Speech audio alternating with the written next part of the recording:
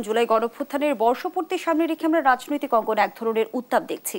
বিশেষ করে জুলাই সনদ নিয়ে এই মুহূর্তে রাজনৈতিক দলগুলোর ভেতর যে টানাপোড়েন চলছে, সমাধান সূত্রে পৌঁছাতে পারবো কি? দেখুন, আপনি এই যে উত্তাপ, বিতর্ক, এই শব্দগুলি আমাদের রাজনীতি বা সমসাময়িক প্রাসঙ্গিক আলোচনায় খুব ইন্টারেস্টিং। আপনি যে কোনো ঘটনায় যদি উত্তাপ, বিতর্ক এই বিষয়গুলি যুক্ত হয়, সেটা আলাদা একটা সেন্সেশন ক্রিয়েট করে। আমি মনে করি এই শব্দগুলি প্রয়োগের এটাই কারণ।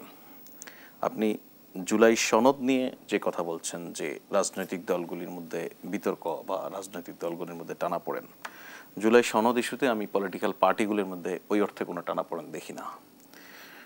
কেন দেখি না? সেটা হচ্ছে যে জুলাই সনদ তৈরির জন্য 30টির অধিক রাজনৈতিক দল প্রায় 29টি মিটিং করেছে দ্বিতীয় দফায়। এর আগে এক দফায় তারা করেছে।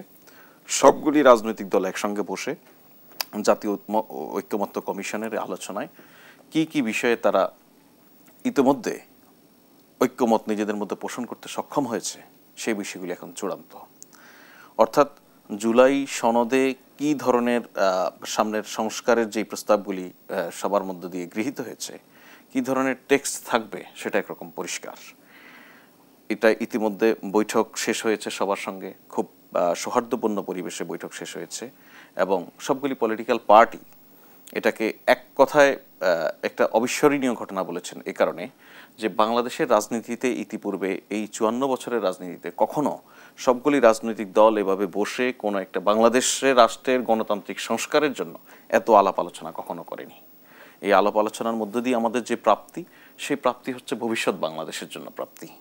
সুতরাং রাজনৈতিক দলগুলি 19টি বিষয়ে ঐক্যমত্যে এসেছে।